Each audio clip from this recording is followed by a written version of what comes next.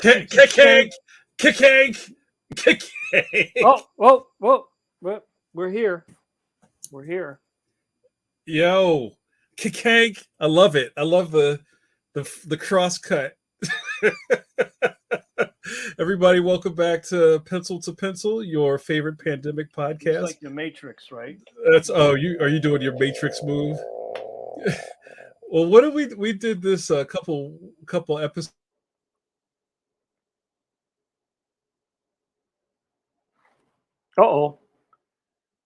Jamar froze. No. I'm working on my deal over here, guys. So I might have to refresh, but we're going to keep it rolling. I'll get it together. Everybody, welcome to the show. Welcome to Pencil. I'm here. Is it bad? Is it bad? You froze for like 5 seconds. All right, we'll figure it out. At the very least, I'll get you and Ray in the room, and then I might like refresh my deal. Mike Manley, I can't tell you how excited everybody's been. Like the internet's been a titter since last week when I started to announce our guest for tonight. Hey guys, how are you? Look at all these people checking in. I love it. I want to do some housekeeping before I introduce myself. If you're new to the podcast, well, hello. You get to hang out with myself, Jamar Nicholas, the ambassador of Philadelphia, and Johnny Carson, Mike Manley.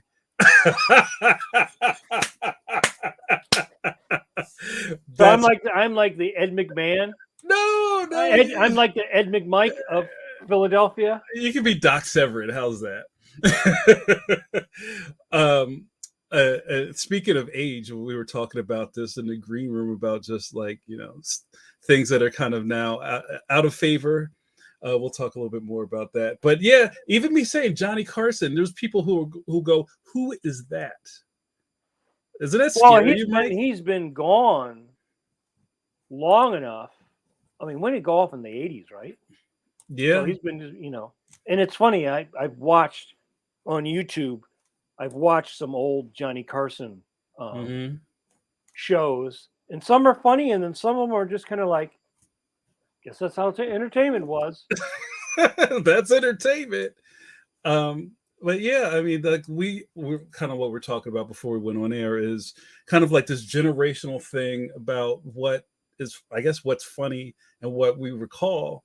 The world is a lot smaller than when we were younger. Mike's a little older than I am, but very old. Well, we're talking about shtick, right? And a lot of comedians back in the 70s and the early 80s had to have a gimmick, right? I guess you could say that about comedy as a whole. Like everybody's different from each other. Well, yeah, you had Henny Youngman, right? You had all those guys that they were like they had their deal.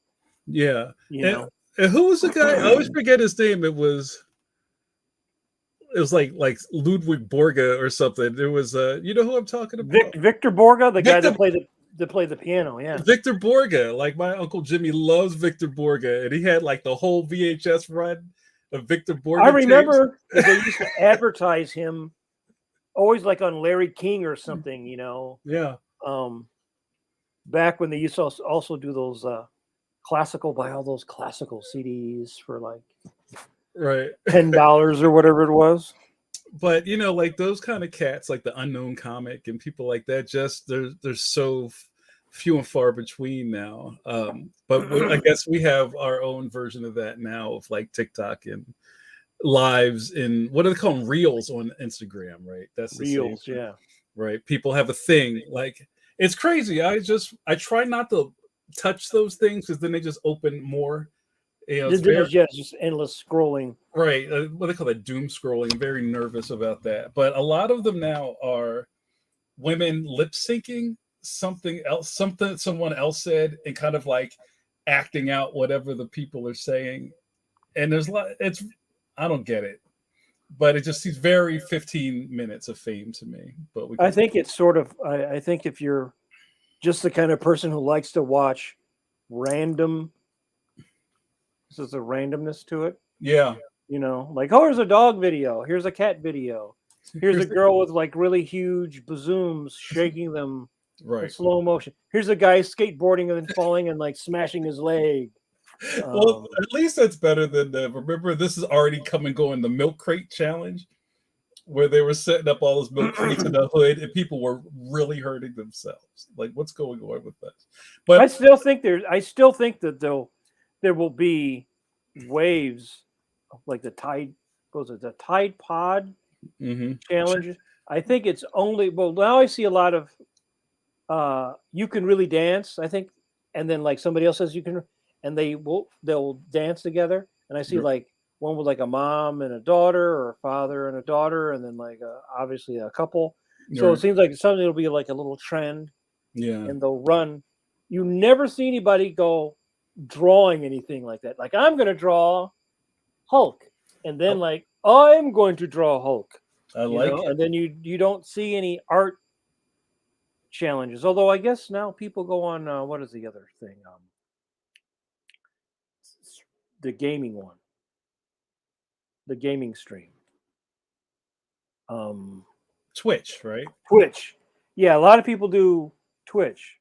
Although I still kind of wonder, like, how often can you split the beam? Because one time you're on Twitch, then you're on YouTube, then you're on TikTok, then you're on Instagram or IGTV or Reels, or it's like, or you're on Facebook.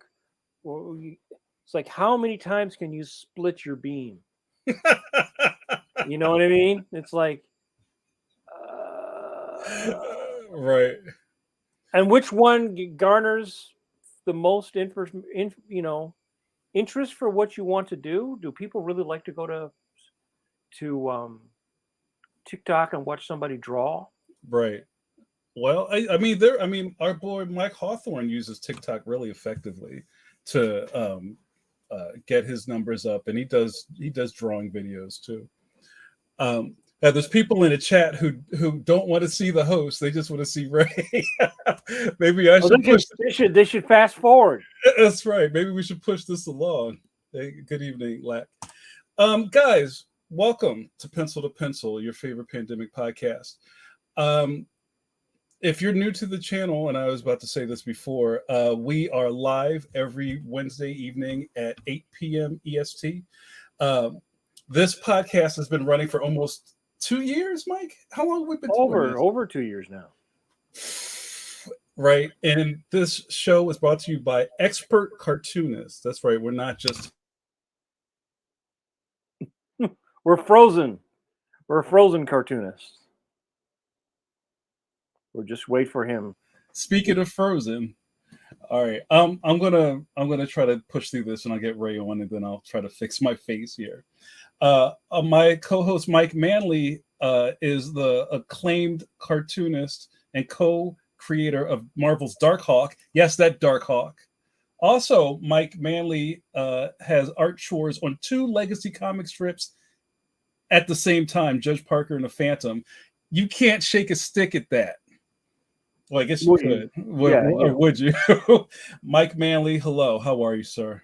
Good. How are you tonight? My fine friend. I'm great. My Wi-Fi is acting up, but I'm going to fix that soon. And for people who have no idea who I am, my name is Jamar Nicholas. I am an award-winning cartoonist, graphic novelist. I have a book series at Scholastic Graphix called Leon the Extraordinary, and say on pre-order everywhere they sell books, Mike Manley. Everywhere there's paper. That's right. How you like them apples? That's right. So every week we come together with other creatives in the field and we talk shop. That's what we're doing here. So feel free to get involved. If you have questions for Ray, myself, or Mike, feel free to ask them. I don't put everything on the screen, but I'll do my best. The show is brought to you every week by see the John up there, our good buddies at Graphixly, who make Clip Studio Paint. Yes, that Clip Studio Paint. And also our good buddy John Morrow, who is the publisher at Two Morrows Publishing, the publisher of Mike Manley's fine magazine called Draw with the exclamation point. That's right. That's our pedigree. There's clout in the building. I love it. That's right. So let's just get to it. I'm really excited to have our guest on tonight. This person and I have crossed paths millions of times. But you know how it is when you're doing the con circuit, you get to kind of see people in bits and pieces, right? You don't really get a chance to really kind of usually going to the men's room. Right. But it's rare that unless you have set aside time to go to the dinner or to hang out at the bar con afterwards, that you kind of just miss connecting with people, and you got to really find the time to do that. So I'm hoping we can maybe catch up and talk about a lot of things that's going on in Ray's studio. So I'd like to bring to the podcast my good buddy Ray Anthony Height, who's got some really interesting new news that came out. He's probably shaking his head like, what is he talking about? But let's bring him on in. Let me get the kakank out. Welcome, kakank. I love it. Kakank. What's up, brother? Mike, Jamar, or should I say Jamal? I'm not sure. Jamal. Oh, see, he froze. He's right. frozen. See, he froze again. Threw him off, Mike. Threw him off his game. Oh no! Every time you say Jamal, he just. I know. I think the universe is like, he's gonna explode. This is it. And he's frozen again. Yeah, see, because you said it, Mike. Yo, somebody keeps saying Candyman in the chat. It's messing me up. All right, I'm gonna fix this. Mike, can you and Ray get started, and I'll be right back. Okay. All right. Thanks. Oh, he's leaving the kids to play. He's leaving. Oh, so Ray, why don't you give us a little bit of your origin story? Was it gamma rays? Was it? Some aliens abducted me, and they put this crystal in my chest, and now I can manifest this suit with wings. Oh, so sounds pretty interesting. I know, right? Interesting, yeah. Enough to draw, right? What do you think? Yeah. I've been doing this. I love comics forever, as most of us have, and started with cartoons, that old 1960s, Spider-Man. We all of a certain age. That must be the most influential overall cartoon. It's got to be. Yeah. I think so. I mean, I would watch that. It made me fall in love with Spider-Man. It was like that. Remember, he was on Electric Company for like a hot second, Silent Spidey, who was still somehow silent and yet continually snarky, right? Yeah. Like you, that takes talent to pull that off. So, I think after that, my friends and I, when I was 19, we published our first comic together. I think Locke is in there too. He's in the chat. He was one of that group of friends, and we published our own comic. We did it at Kinko's. We did Nash Can, and we had a little group, and it was fun. But that group, that let's say started with between 5 and 8 people. As time goes on, life happens. You find out who's serious about this and who isn't. And who can take the pain, the endless rejection. Yes. Yeah. Thank you, sir. May I have another? Yes. So you were doing this initial comic when you were 19, when you're like right out of high school? Oh yeah. I mean, we would go and hang out either at the library or someone's house, my house, whoever's house. And we would, draw, and we were obsessed, with the genre and different characters. And honestly, it was just a cool way to hang with friends who were like-minded into all the geeky stuff. I think it kept us out of trouble because, I'm from Compton, so there's a lot going on in the streets. A lot going on in the streets. My cousin would say, comics saved our lives, and I believe him. I tell anybody that because it kept us out of trouble. So I owe comics my life, I guess. No, where people know you guys were the comic guys in the neighborhood, they know you were like well, no, I honestly, yes and no. Family knew, and family knew friends, but unless you knew that group, you didn't really know. But when you did find out, which was funny to me, like I graduated from Compton High School, and I knew football players or whatever that actually liked comics, but I don't know if they told anybody else, but they told me because I was a kid that could draw, or back then one of the kids that could draw, and that was also a great skill to have growing up, like that, because nobody really wanted to mess with the kid that could draw, because in the hood, that was a talent that people respected. So that was like a sort of like a shield, like a. Yeah, it really was. It really was. And because, they wanted to see what kind of cool stuff, if you drew the coolest Wolverine, you had value. Right. Right. Yeah. Yeah. So Yeah. Now, yeah. where did you, and how did you get into actually comic books? Because it's like everybody watches cartoons, and then, yeah. So I'm sort of always interested, like, where people's paths were to actually start reading. Was it like a dad or an uncle or somebody that My gave you cousin. Okay. So I seen comics, but I never, I might have glanced, but I never was truly into them until my cousin gave me like a stack of comics at my grandmother's house where he lived. And he was a brilliant artist, and he was doing sculptures out of soap bars. You know what I mean? Like he was really, really awesome. But, not to get all tragic, but he's somebody who lost his life during that time period at a young age because he didn't focus on that. He focused on other things with the wrong group. But anyway, he gave me a stack of his comics, which had I want to say it definitely had Conan, and it had what is it, Power Man and Iron Fist, a few other things. So my first introduction to comics was like John Buscema. Okay. And I was hooked. I mean, like seriously, like, oh man, this is beautiful, and then I would start spending my allowance on 7-Eleven. I would go to the 7-Eleven and I would just buy those like in bulk. 7-Eleven was so like crazy with comics. They even had their own like dollar bin, or not really? even a dollar. Wow. So you would get like a stack of like 9 or 10 books that weren't selling at the 7-Eleven for like $2. Now, were these with the covers ripped off or not? Oh no, they weren't. They were in plastic bags like you get at a local comic shop. And this was in Carson. And I would go there. We would come from like in the summer swimming pool, and that would be the stop. So we had to walk like 3 or 4 miles from the swimming pool to my grandmother's house. So on the way, that was like a big deal. Like, oh, I got to stop at the 7-Eleven. You got to get these comics. So I would come home, and I'd have to watch out for cars because I'm like this as I'm walking home. But yeah, it was kind of crazy but fun. Just a really, really cool time, and I was basically picking up anything and everything. So at what stage would you say did you go from liking them, reading them, to wanting to draw them? Because that's a pivotal stage in any young artist's life, where you go from being a consumer to wanting to produce. You want to produce that. Like seriously, as a professional, that didn't come until I was 19. But let's say I started reading comics like seriously about 10, 11. So like a decade before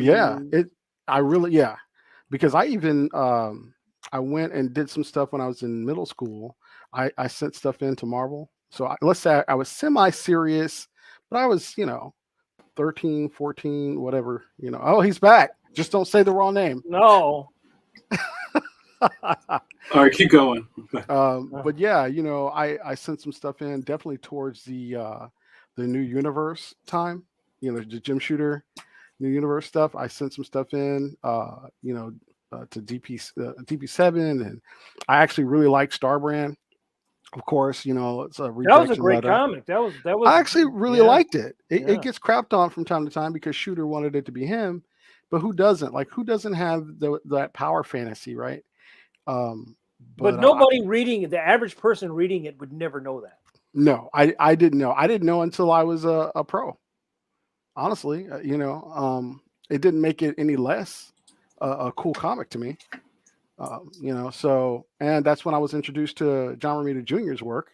Right. Who I, he's definitely an influence, so yeah, I think by the time I was 19, or even before then, let's call it 17, Mike, I knew like this is what I wanted to do with the rest of my life.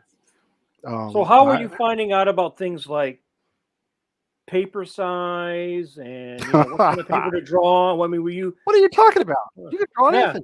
They right. come these little pieces of paper, and don't the artists just draw right on that size? And they just so that we were doing that kind of stuff back then. But no, when I went to my first convention, or actually when I started picking up Wizard. Oh, okay.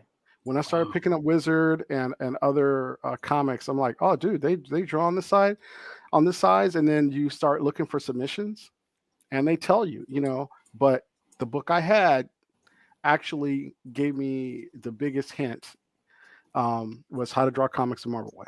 Right. And I got that pretty early, but just like most kids, I wasn't reading through it. I was like picking pieces of it and drawing different things. Because I just wanted to get to the drawing. Right. Yeah. So let's say if I had the book when I was like 14, I didn't actually read the entire thing cover to cover until I was like 16, because that's when I was really serious. Before it was more like, oh, well, this is John Buscema, I'm gonna pick this up and and it's Stan and it's fun, the cool stuff that I saw.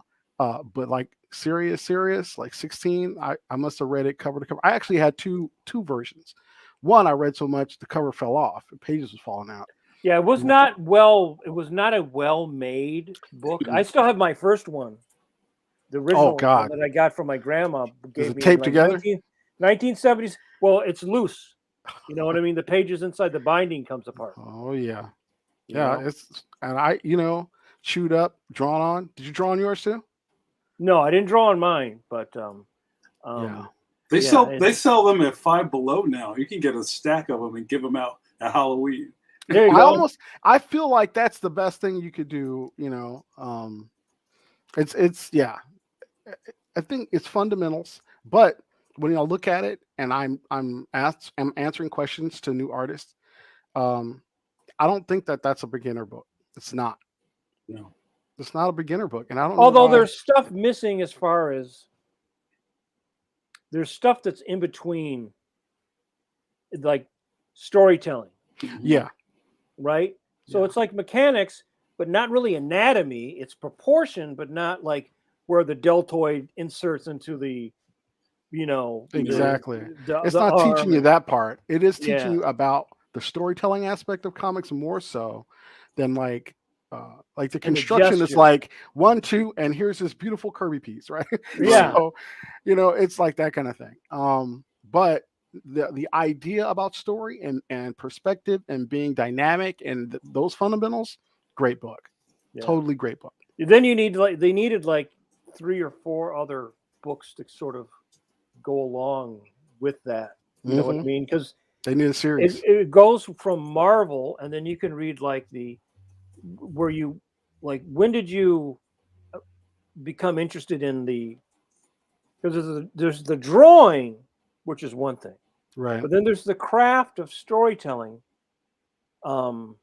which is a whole other thing, because that crosses all boundaries, right? That crosses style, it crosses genre, because it's funny you mentioned John Romita. I think something like Starbrand, you became really aware of his sense of storytelling more so than when he was doing the X-Men. Oh, definitely.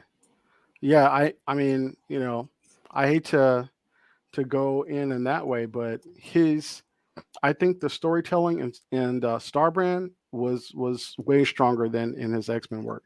Although his X-Men work looked, let's call it, prettier. It was a little more polished because he was truly becoming, JR. But with Starbrand, I don't know. It was just, this is the story. And I think it's because of his influence of the guard before him, the generation before him, who that's what they focused on. So, to answer your question, I've always been interested in story, and that's why I bought everything. That's why I watch movies. That's why, I'm looking for meaning. Like I was the kind of kid that listened to music for the lyrics and not the beat. So not that I didn't like some songs just for the beat, but that was my main thing. I wanted to hear, what are you saying? what's the message? So, when I really was thinking about that kind of thing, with story, Ramita was one of my favorites. His dad, Gil Kane. So here's something that Dennis Cowan kind of taught me, which was, it's one of those moments where you get learnt and turned, like somebody teaches you something and it just hits you over the head with a brick. I knew about the work of Toth, but I didn't know who Toth was. And so I went and did some work with Dennis Cowan and in my 20s, and he has this big picture of Torpedo in his office. And he goes, "You know who that is? You know who did this?" And I'm looking and I'm like, I know that style, but I can't tell you who did it. And he just broke it all down. It's like, that's Alex Toth. And, he's the dude who basically created everything. Like, as far as Hanna-Barbera stuff like Thundar, which I loved Thundar so much. And then I found out even deeper that that's the only show that he and Kirby worked on together. So yeah, it's this whole thing, but just getting into it, Dennis, again, he was another influence of mine, and I met him by happenstance at a convention, so and that's basically, like, Mike, that's been kind of my career. I just meet people by happenstance, being at the right place at the right time, or just being in the industry so long on the outskirts, when over the years you get to just know people. And and that's really it. A couple of my friends were like, "Dude, freaking everybody." I don't know everybody, but after about 10 to 15 years, a lot of people. Yeah. Especially if you do conventions. And we were talking before the show. Now you're in LA, which is now is not as far away as it was 15, 20 years ago. Right? Because you always had a little contingency of people that worked in California, like Toth, as a matter of fact. But most of the guys lived in New York, and it's sort of like, if you lived in New York, it was easier to get in, go in, and be within that circle, which gave you opportunities, which would be harder except for meeting people at conventions, right? Because there was no social media. There was no way you could network with people as effectively as if you were living in New York, right? Oh yeah. And I was jealous of those people. Like, we were touching on that before, Mike, when we talked about, the people online way back and the Wizard chats. I was like, dude, I wish I was in New York. Everything was popping in New York. Everything happened. I would hear, oh yeah, I went up to the Marvel offices or the DC offices, and I showed my portfolio. Yeah. And I didn't get work, but I apprenticed for so and so, and I'm like, oh God, you suck. You know what I mean? Like, seriously. So. Yeah, that's funny to bring it up, because I think it kind of like where I came, my kind of entry point, because I feel like everybody's entry in the comics is like a secret passage in the hillside, in the mountainside. And then once you go through it, it disappears. The next guy's got to find it. Right. It's got to find a new one. Yeah. The next guy tries to turn the thing, and like spikes come up and kill him. Right. And when I was trying to get my thing started, I was here in Philly, and I was the internet message board, like AOL, BBS, all that kind of. That was the early networking and learning how to self-publish. Like I never even thought about trying to go up to Marvel and show my portfolio. But here we all are in the same space, which I think is fantastic. Yeah, me too, man. I really feel like, and it's funny, because like I said before, my first actual published work, we did it ourselves. Yeah. And my second published work, we did it ourselves. So I was already self-publishing. Yeah. Yeah. And Jamar, you know, like when you're first learning, it's grueling but fun. Like you're in the trenches, Yeah. and you mess up and you do different things, but you're so glad when you get something done, and it's like, okay, this might be a mess, but this is great, right? Like, and then Yeah. you go in and you try it again for another time. Yeah. Yeah, it's rewarding, definitely in a way that work for hire isn't. But before we change subjects, our good buddy Steve Conley in the chat mentioned the Marvel tryout book. Remember Oh, that? somebody, yes, You- I had that book. Did you try out? I did. Wait, I was gonna mention that. So that's yeah. I actually inked some Spider-Man pages. It was the Spider-Man tryout book, right? Is that what we're talking about? Well, there was two, right? It was the X-Men one, Right. wasn't it? I did the Spider-Man one, which I got from a comic shop that I'm shouting out to, is Jeffrey's Comics, which is in Gardena. So yeah, that book was awesome, and they had blue. So that was another, Mike. That was another time where I figured out this is 11 by 17. You know, so instead of yeah, they gave you the full Monty, and it was so cool because you could test your inking skills, you could test your penciling skills. Like it was at every level, and I think during that time, with the tryout book, it was like, what do you want to do? Do you want choose your discipline, right? Choose your own adventure. Yeah. Right, yeah. Are you a penciler? Are you an inker? What are you? So, you know, I chose the glory called penciling, right? And you know, it was going from there, you know. I think I still have my copy somewhere downstairs. That's hilarious. I remember having this very strong disbelief of all of this, because I'd go into the shop and I'd see, like, because they never could find a good way to rack it in my comic book store. Right, because it was like too big for it was too big. Yeah. Right. And I thought it was not, I knew it was a real thing, but I didn't think you'd actually get work from it. You know, I didn't. Mark Bagley. Mark Bagley is the guy who ended up getting work from it. Yes. Yeah. There's like one famous person that got away from that. And also to that, I keep pulling the chat away, is I also remember that I didn't believe the Kubert School was real because it was next to the X-ray spec ads in the back of the comics. I had that moment too. I wasn't sure, but then, you know, I'm reading in Wizard. Oh yeah, you know, I did the Kubert correspondence. I was like, oh, so it is real. So Bigfoot really is real. You're a wizard, Harry. Yeah, right. And then the dream was, you know, I want to go to, you know, the Kubert School, and of course, it's in Jersey, right? Right. Yeah. Yeah. I'm in Compton. Yeah. And you know, we had no money, so that's out. Yeah. Yeah. I mean, I think that's the thing that's very common. The further back you go, is like, a lot of the people, like you said, you start out, there's a bunch of people with you. You're all flying. You're all wanting to be in comic books. And one by one, each wingman gets shot down for whatever circumstance, right? Life, whatever. And then by your early 20s, if you don't start really penetrating and starting to get in, almost everybody gives up at that point. Almost every single person gives up at that point. You know, and so that's how you separate.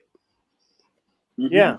And then people are still sort of like harbor the fantasy for a little while, but you know, by the time you get in your mid-20s, if you're not really starting to make way, it's really hard for people, because at least especially back then, because now you could like publish your own comic on the internet. Yeah. Right. There's all these things that you could do now. But back then, and I'm a little older than both of you guys, so it was even harder. And I was in Michigan. So again, it was like being nowhere. You know what I mean? There was a couple conventions a year. I couldn't afford to go to New York. You know, I couldn't afford to go to California, because I also was interested in going into animation. So now, did you ever think about going into animation, since you live where animation is? So that was a split. I did eventually do it a few years ago in 2017. But that is where my two loves are. So if it's yin and yang, that's the other half, which is animation. I think, I love animation just as much as I love comics. So it's always been kind of in the back of my mind to do more stuff in animation, be a storyboard artist, because again, that's what got me into comics was animation. Spider-Man and His Amazing Friends is one of my favorite shows. And I remember the Spider-Woman show. I remember the first Spider-Man show that wasn't the 60s, old comic cut and paste thing. And those shows were fantastic. The Hulk, that what is it? The Marvel Hour, whatever they had, that block. So that was pretty cool. So yeah, I ended up in 2017 working on Guardians of the Galaxy, the animated series for I think 6 or 7 episodes. What were you doing? Boards? I was doing boards, and that was a great experience. It really was. Like I don't know. I wish I could clone myself so I can do both comics and animation. So there was a point where I got into, I don't know, like I was feeling some kind of way about comics, and I was thinking of going back to animation and trying to get on the grind to become a director. Because I got some great advice, and that's the other thing. I have a few people that I came up with who went from comics to animation and became directors. Yeah. So it was kind of a great way to talk to some people, and like, okay, what can I do? And I was very serious about it, but I really had to sit and think, like, am I done with comics? You know what I mean? Like, and I wasn't. It's really hard to do. It's really hard to do both. Can't do both. Yeah. Having done both, you can't really do anything else but boards while you're doing boards. Yeah. And you see guys like Tim, who would still do comics, but it was like an occasional. Right. Yeah. And especially if you have a long-term gig, or you're on a series and you're a regular, board artist, what time are you going to have? Right. It's such a heavy lift doing boards. Hey, there's a question from the chat room. Our buddy D Brad. What up, D Brad? D Brad, and I'll throw this out to all of you guys. Are there similarities between boards and making comics? Does anybody want to speak to that? Mike? As it seems like it's a hard question to yes answer. And no, because film, you can be a really good comic book artist, but be a really bad storyboard person, right? And the first lesson I really had in that doing boards was that studying Toth, you learned, and I learned this from working with the Warner Brothers guys, he was not a very good storyboard person. He was a good design person, although his stuff was still actually over designed, unless you had the Disney 9 Old Men animating it, right? There were a lot of guys who tried to get in to do boards from comics, but what you're doing in storyboards is you're doing film. It's a different language. They share some things, but especially in TV boards, you're really doing keyframe animation. You're the director. You're combining so many different disciplines. And a lot of people in comics like to do like a really nice drawing, but then making that drawing move, make that drawing act, reading something like a script, which is very abstract. You can be very successful as a comic book person, but not as successful as a person who can take it and make it move. Yeah. Make it come alive. You've got to get into you got to make something work out in the film sense. You can cheat a lot in comics. You can have stuff happen in between panels, but in film, you really have to spell it out. Also, because there's 30 people coming after you. Yep. There's 30 people coming after what you turn it in. Yeah. Right. So you're like the pre-director as a storyboard guy. You're actually really taking the script and making the cartoon. And then the director goes over that and goes, yes or no, or make these changes. So you're the first person who reads it and it goes from this abstract thing, which a script is, and then how do you stage it? How do you take it and run with it? Yeah. And some people might be great with rendering, and they might have a funny style or a cool style, but they're not good at the mechanics of storytelling. And I'm sure, just like Anthony, you learn that right away, because it's not about pretty drawing. It's about drawing that works for animation, right? It's not like a pretty drawing, like you're going to make this beautiful thing. And also it's changed a lot between when I started and now, where everybody's actually, you have to make an animatic. Oh yeah, it's a big difference. I mean, where Mike, when you started, you probably were still on paper, right? Oh yeah, it was all paper. Yeah. And we're doing things on Storyboard Pro, right? And although for me, I interpreted the script on paper first before I even jumped into Storyboard Pro, and but everything you said is on point. I mean, my first episode, and I got advice from all kind of people. Matthew Humphreys, who's a director of DuckTales. My own director. Jesus, you're gonna kill me because I'm blanking on his name right now, but it'll come back to me. Yeah. I got advice from him. I got advice from Stephen Frank, from What If. He's a good friend of mine. Was Iron Giant. So they gave me some incredible advice, which actually kind of helped me get the job, because I didn't. Usually it's revisionist, and then you go to boards, right? I skipped revisionist. I went right to boards, and I was like, "You really gonna throw me in there?"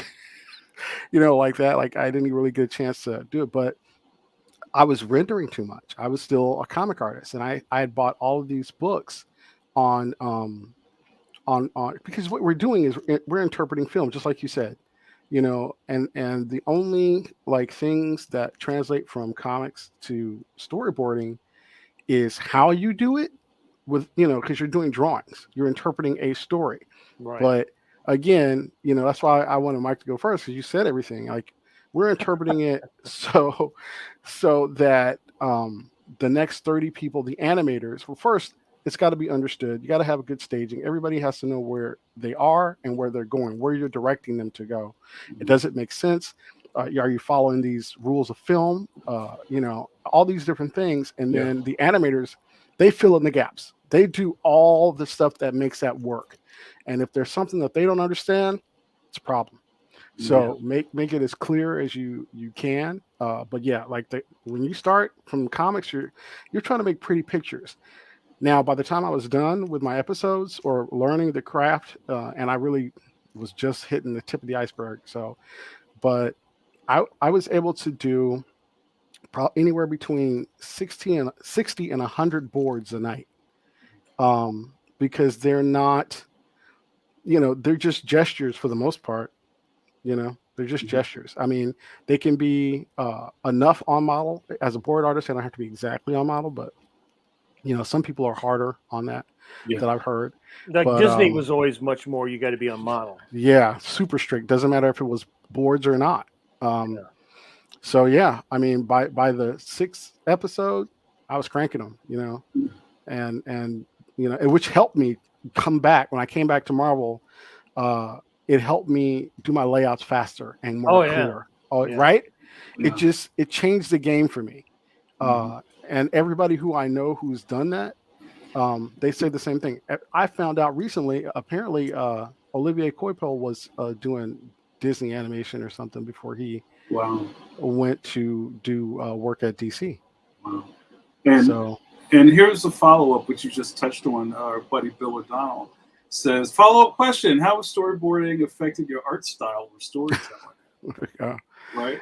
Yeah. I mean, that is it's affected me in a way that I care more about the layouts than I do about the pretty rendering.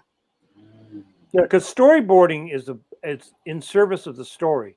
The style has already been established. We're not establishing the style of the show, right? Yep. I had to draw like Bruce or whoever was on the show. In comics, it's you expressing your personality artistically, and it's about your rendering and about how you draw things. In animation, you're kind of like a ghost, because you really should not be able to tell if there's 30 guys on a team, they all look like Chuck Jones. Yeah. Right? Yeah. Everybody looks like Bruce Timm, or everybody looks like Gendy Tartakovsky, right? Everybody looks like that person. So one of those things is taken away, right? And it's not about your individual personality. And I went through the same thing too, boarding, because my aesthetic and the way I judged a drawing was based upon comics. Even though I knew about animation, I'm a big fan of animation, it took me a while to learn how to loosen up and how much to put down, how much was needed, you know, and then when you could juice it. And I was thrown right in the deep end. My first storyboard was the part 1 of the Superman episode with Lobo.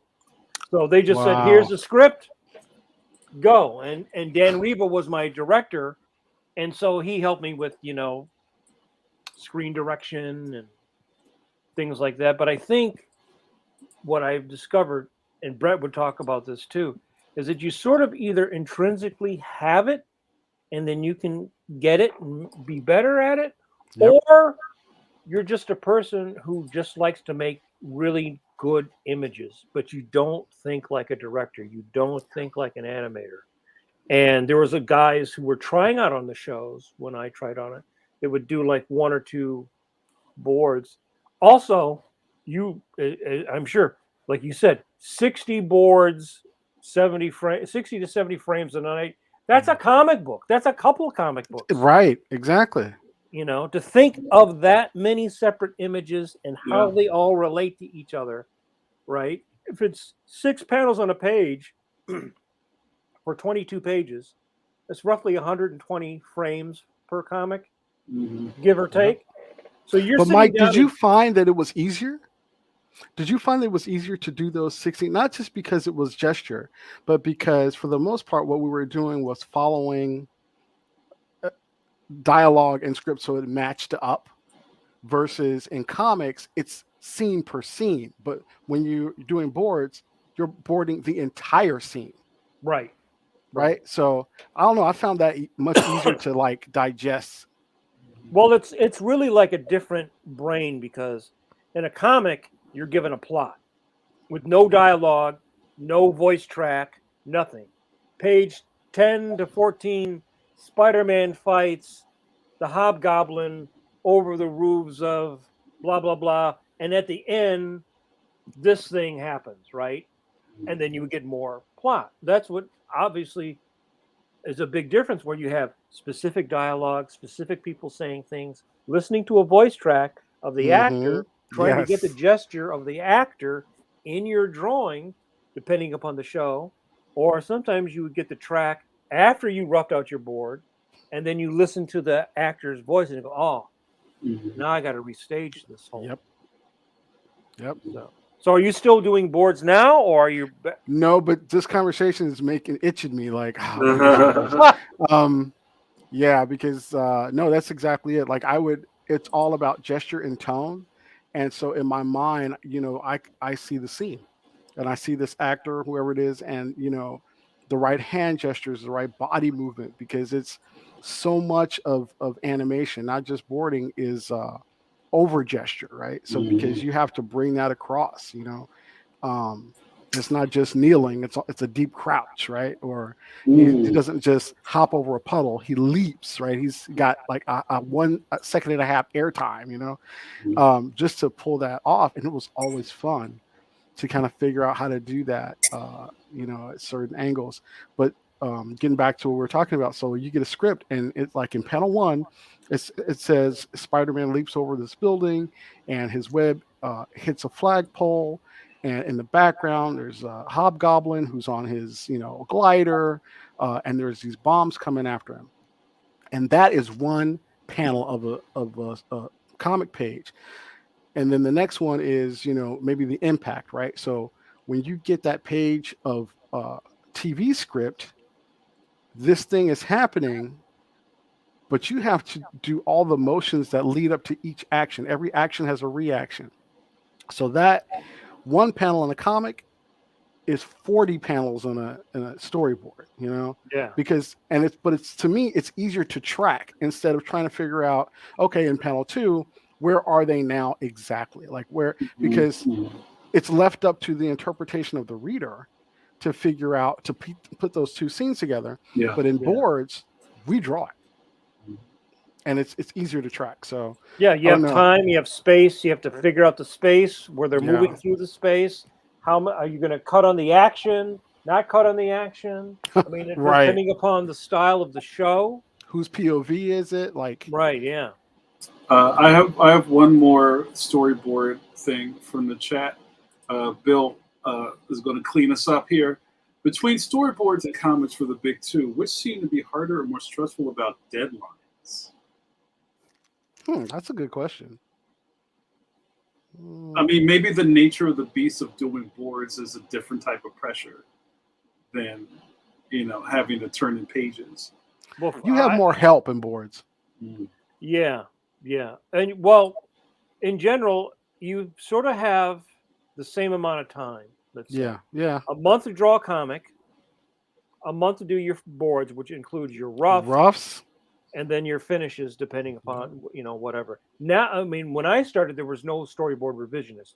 Either you did the revisions, or the director had to do the revisions, and he's like, "I don't want to do the revisions, so you got to do, the revisions." Right? Yeah. And I would say now, comics is easier because there's less moving parts. Yeah. And you can, and animation, I did entire episodes of Samurai Jack. It's like a phone book worth of drawings. Yeah. Right. And there's, depending upon the show and how much leverage you're given, it could be 500 drawings, right? A comic, you're only getting 22 pages. Yep. So it's always a much more finite amount of work. And in that case, it's probably, you can cheat more. In animation, you can't really cheat as much. You really have to spell it out, Again, depending upon the style of the show, like Samurai Jack is probably more similar to Batman. But then I worked on stuff like Fairly Odd Parents or Venture Brothers. And Fairly Odd Parents is more like Dexter. So it's comedy, which is a different sense of timing. Yeah. The drawings are not maybe moving as much or moving in the same way. You're dealing with a different type of space. You're dealing with a flat space, So there's all these different things that in my experience, affected what I was doing on the board. In comics, there's a lot more gimmies. You can kind of leave the background out. You can kind of put stuff. You can kind of cheat in a way because it's just your interpretation and nobody's got to follow up afterwards. In animation, there's always, there's a director, the layout person, right? The overseas layout person, because they don't do layout here usually anymore. Then you have the animator, and then you have the assistant animator, and then you have the cleanup person. Oh yeah. Right. So how many the people you see name go by in the credit if they actually get credit? Yeah. Right. So you do Ray does a drawing, and then there's at least 5 people that come over that drawing when he's done. Oh yeah, it's got to go through the machine. Yeah. It's got, and so just think, Mike, I only worked for roughly, let's call it a year. Right. Let's say 7 months or whatever. But what helped me is I had pre-knowledge of how the stuff worked. So I was fortunate on that part. Maybe I was mentally preparing myself for the one day it was going to happen, which helped me.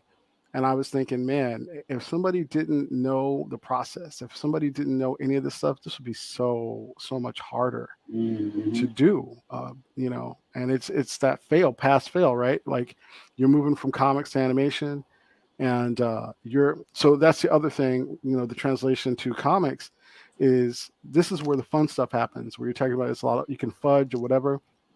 Comics, and I boil it down to this. comics is about individuality. This is about you shining for, your style, the way you render things or whatever. Animation is about story, right? And not to say that comics isn't about story, but when you're on an animation project, there's so many people. You're there to move this story along. And that's why you stay in there and you're doing fun stuff and you want to see it move and you want to see it live. Not that comics don't, but it takes a certain artist to do that. Like you look at a certain artist on the page, it's a comic, but damn, those characters live. You're there. And where you look at other people and it's as static as, like a rock just sitting there. There's no life in it. And but yeah, like that's really the thing. I think if you want to get into comics, there's usually no superstars in animation unless you're a director or something like that and your show's a huge hit. Now people want to know who you are. But when you read a comic book, there's only 3 to 5 people on that comic book. Yeah. So everybody knows who you are and everybody knows who did what. Or a comic strip and there's only one. Right, exactly. Right. So and just so I don't get, slammed out in the street, in case he's out there, my director on Guardians of the Galaxy was Jeff Wamester. Okay. Bam. Nice. Sorry, Jeff. I'm getting old, dude. Anyway. Yeah, and the other thing in a comic too is, and the difference in animation is that everything is already designed for you. Oh yeah. For the most part. I mean, I did do some part. design stuff on the Superman, Batman shows because of my experience working in comics, right? But in general, you get a show and they go, this is what the character looks like. This is how you draw the fold on the sleeve. This is how you draw the background. Everything is already given to you, right? Oh, so yeah. you're playing with what's already been designed before you get it. Where in comics, you're like, well, how do you draw New York City? John Buscema draws it one way. Jim Lee draws it one way. Todd McFarlane draws it one way. John Buscema draws it another way. You're all doing Spider-Man. Yep. Right? Ditko's backgrounds are not like Romita's backgrounds, or Buscema's or Sal's backgrounds or Gil Kane's backgrounds, but everybody's drawing New York. Right. Yeah. Right? It's all part of that whole continuity. So there's a lot of things that are just very different about the job. But you also really have to love to draw, because if you don't like to draw, it would be like an impossible job. It'd be grueling. It'd be like, drudgery. Yeah. So Ray, talk a little bit about kind of like bouncing in between doing boards and comics, or what was kind of like after your major dalliance with boards, some of your sticking comic book projects.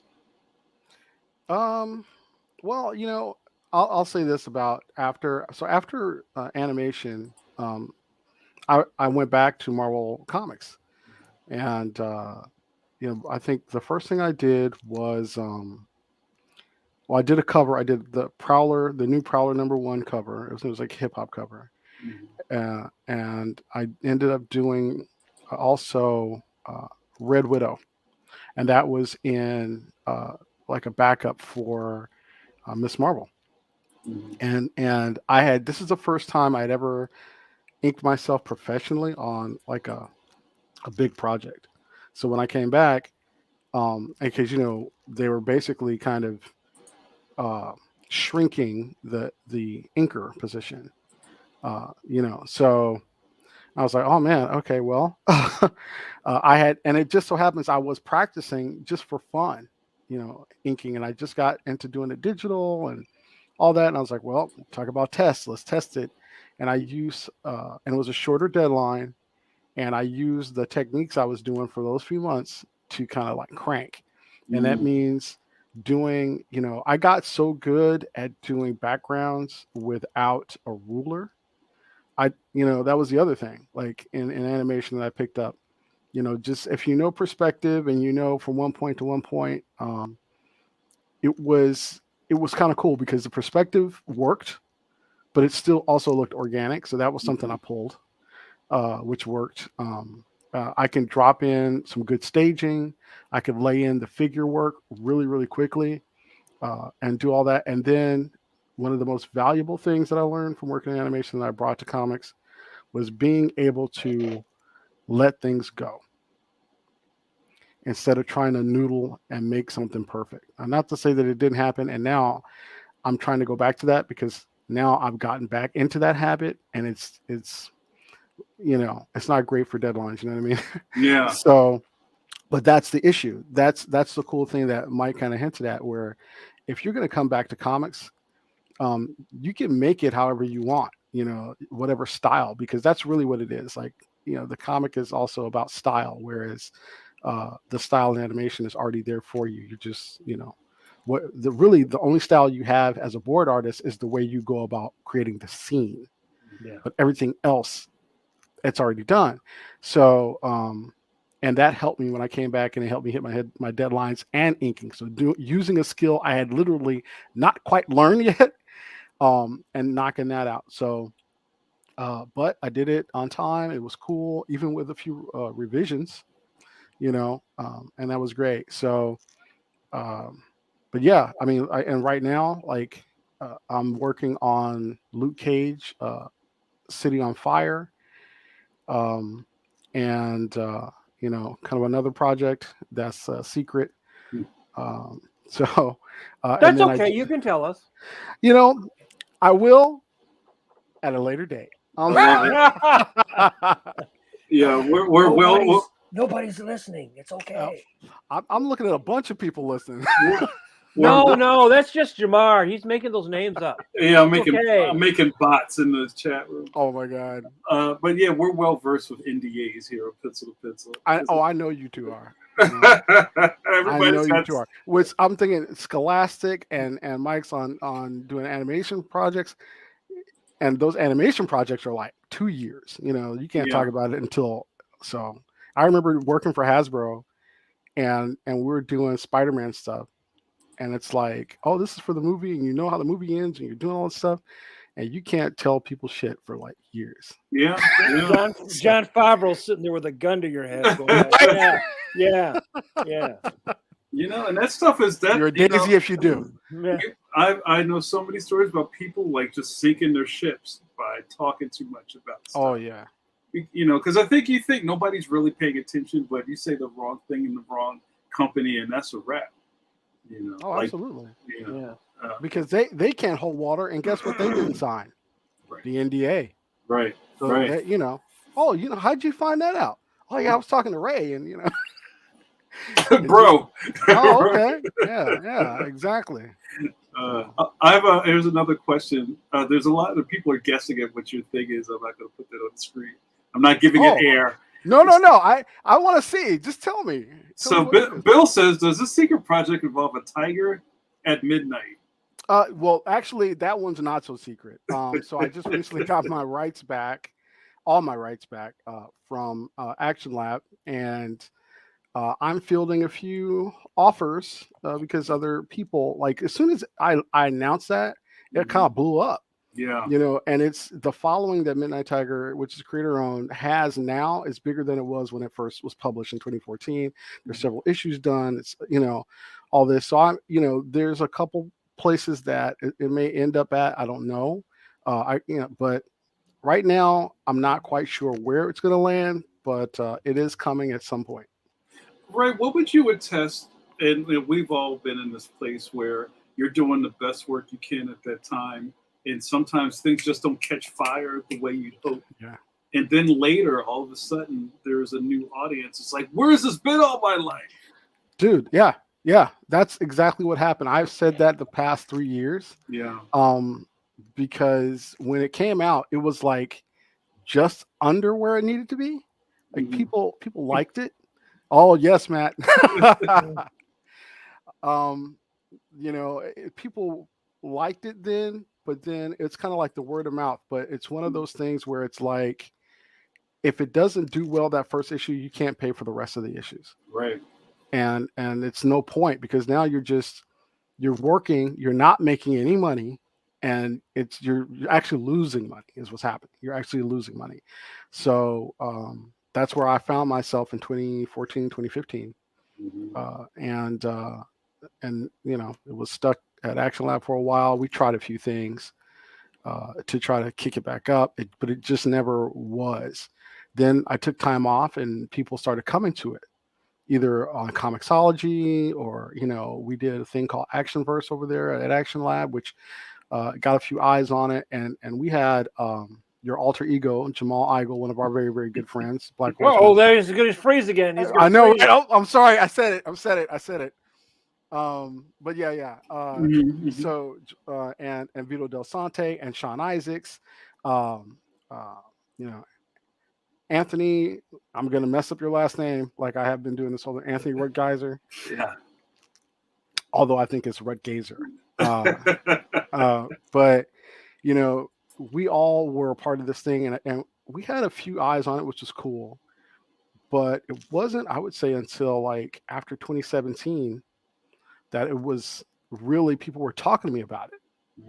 And it got an excellent review from Newsarama. One of the best things that was ever said about any work that I'd ever done, period. And I'm probably going to have it on my tombstone. And it was reviewed by, if Spider-Man was created today, it would be Midnight Tiger. Ooh, I like that. And I was like, holy shit, that's awesome. That's pretty I'm going to put that on a t-shirt. I want to tattoo that on my stomach. I love right, exactly. It's that thug life. If Spider-Man was created, yeah. Yep. I got enough Stan and Steve made Spider-Man today, it would be Midnight Tiger. I was like, whoa, that's pretty sweet, man. So yeah.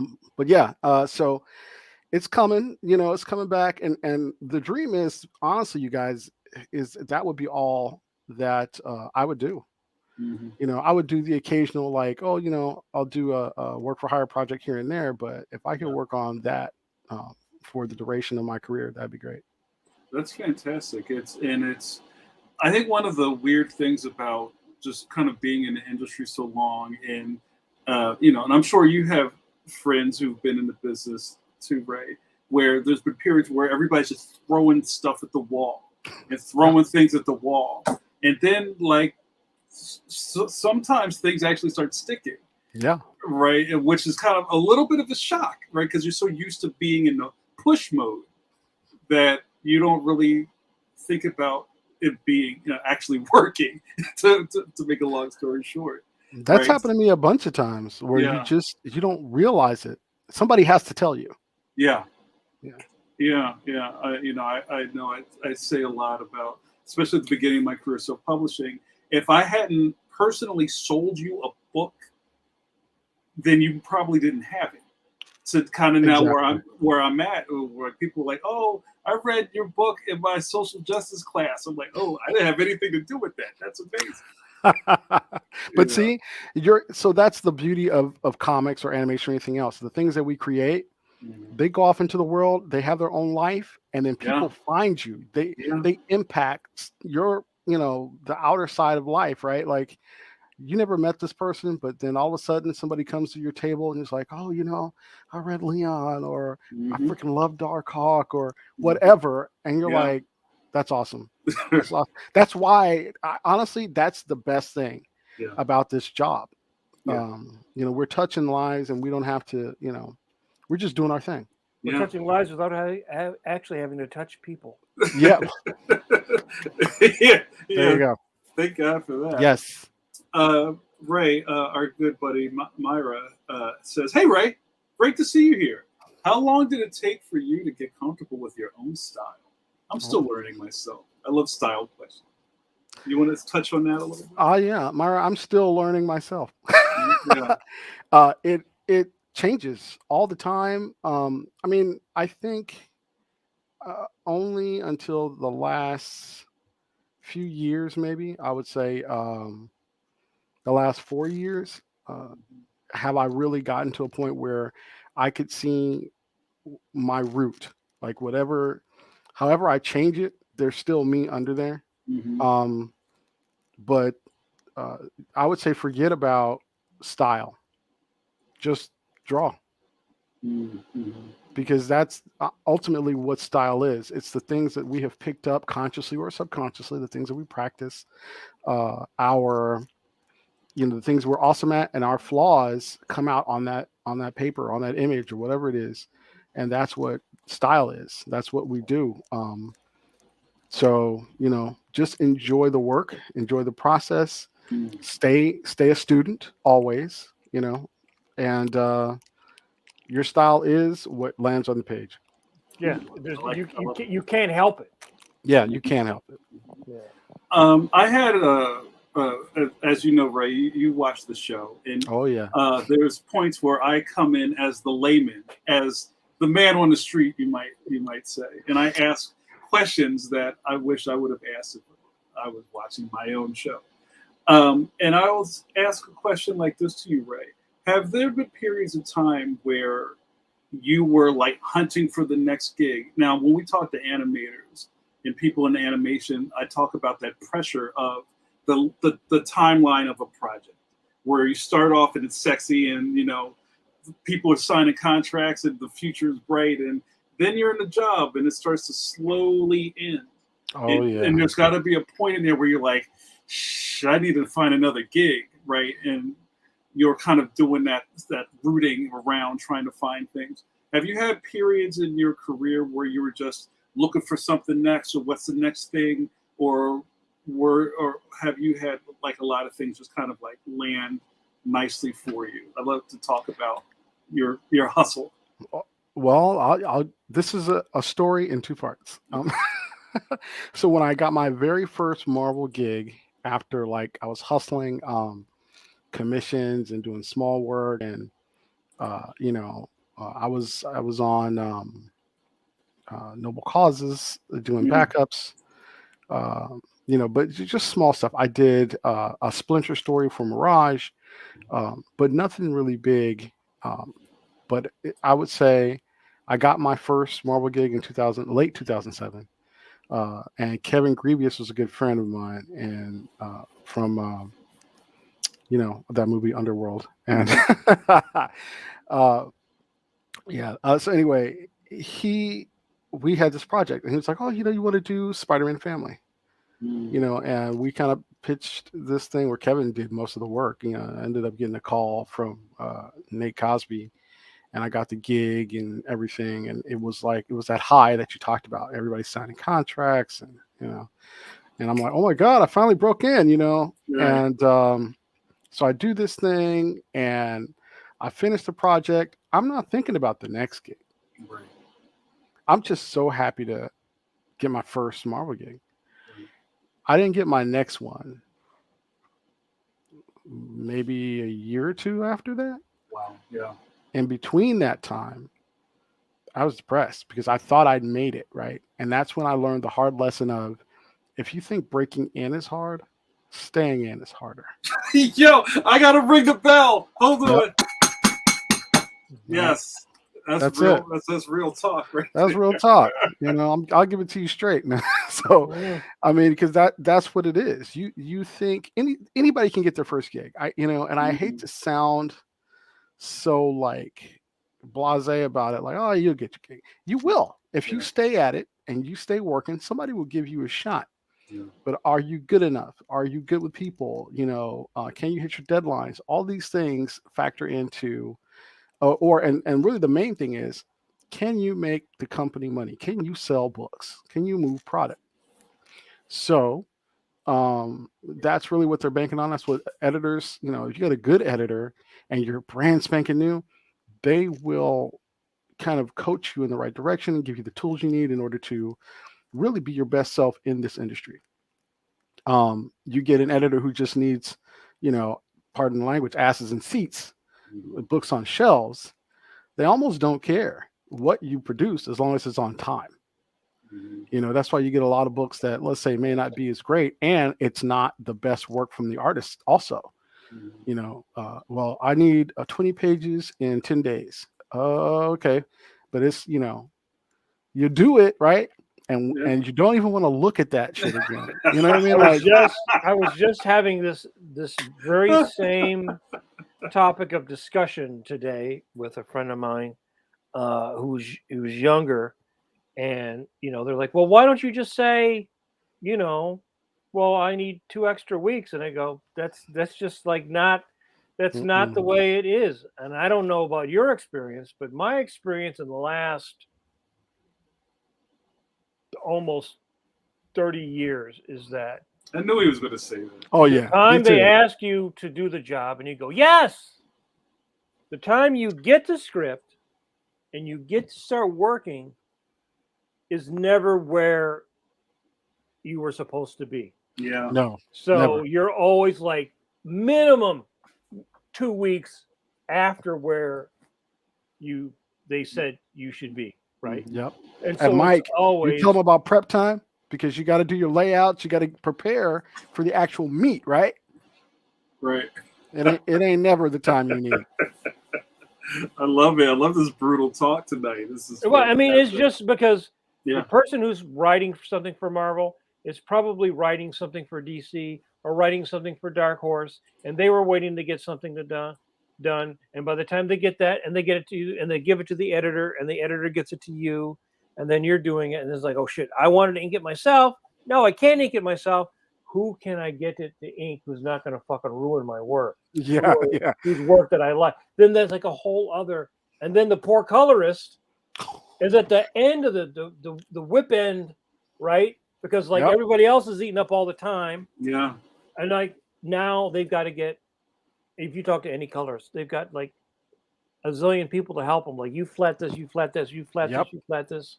And then they go back on and they're doing the final touches because it's just even a shitty comic book is an inhuman amount of work. It is. Nobody knows the shit we have to crawl through. And let me tell you, God bless colorists and letterers because they are the last to get the baton.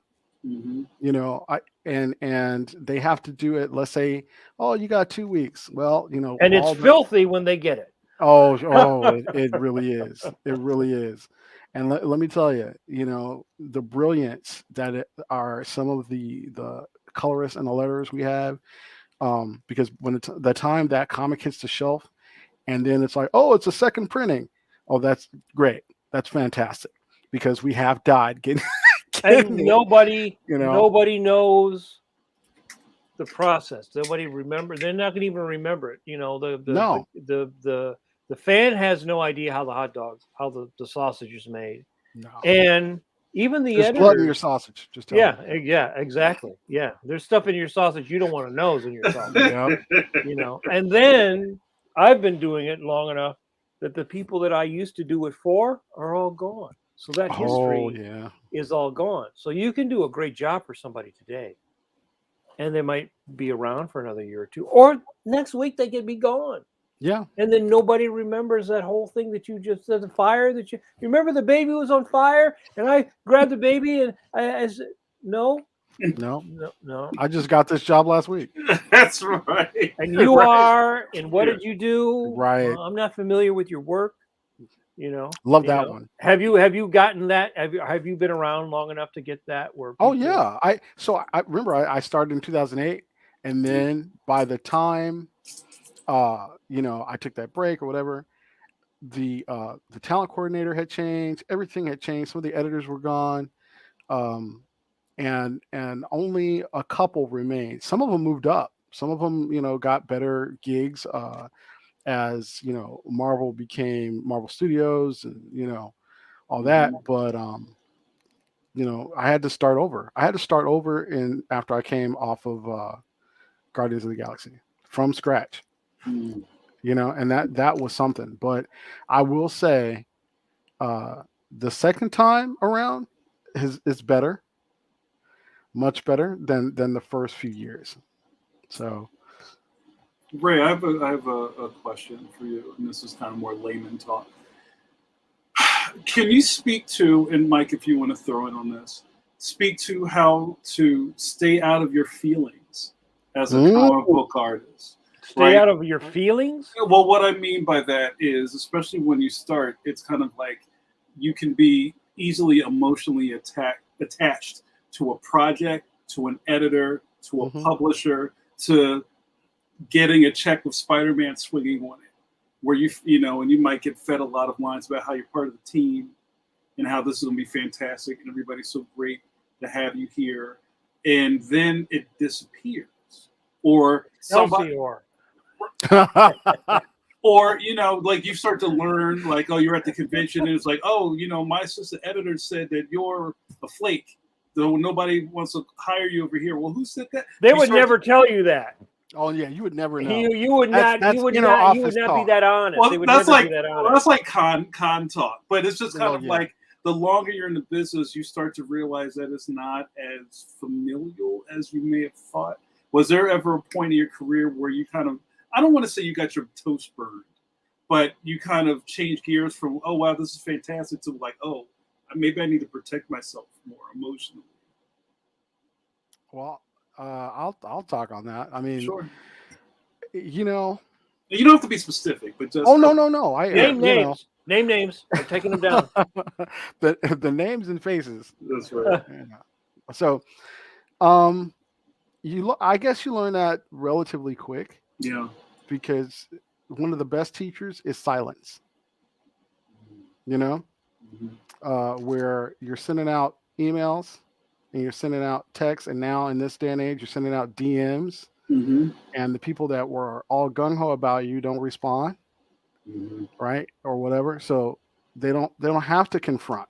It's this kind of passive aggressive kind of like Inviso power, right? Exactly, and then you just get ghosted. Yeah, you just get ghosted, and they move on, right? Yeah. So they were your buddy, and you're having a great banter, and everything's cool, and then after the project's done, however it gets to the finish line, they moved on. And this is, and I have equated this, is show business. It's still show business. We're still entertainment. You know what I mean? Your real friends that you make in this industry, you'll know. Yeah. You'll know who they are because they'll always back you. They're always talking to you no matter where they are. Let's say they're, at the same level as you. And then 3 years later, they got the highest selling book, right? And you're still in the trenches doing fill-ins here and there. And when they pass you at the con, they stop and they chop it up with you. That's your friend, right? The guy that 3 years later you knew in the trenches, and then he passes your table and he does one of these. That's not your friend. Oh, bugging. Right? Yeah, love it. Yeah, that's not your friend. So here it comes. I'm going down the other aisle. Yes. Or they're at the top of the aisle, Mike, and they see you down this row, and then they go to the other aisle. That's not your friend. Right? No. Yeah. And here's the thing. If you find an editor that talks to you after the projects are done, and they're talking to you about stuff that has nothing to do with the company that you work with them with, that's your friend. Right? Like you're talking to, so in that, I'll tell you that I've been lucky. I've been friends with a lot of editors, and let me tell you, I am 2 out of the 3 things they tell you, right?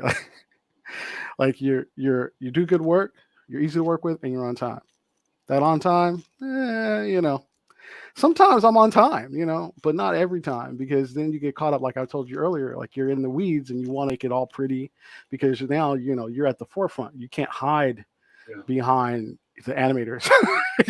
You can't do that. So your stuff's got to pop. And the other thing also with comics is that your current book could be your last if you're not hitting it. You know what I mean? Because what happens is, if your book stinks, if the work you did stinks, and the sales dip to a certain level, you can get it in on time. That's great. And you might get a few jobs. But can't you see the difference between a guy whose work is freaking brilliant, and then you hear that they're kind of like, they're either always late or, whatever, but they're always working.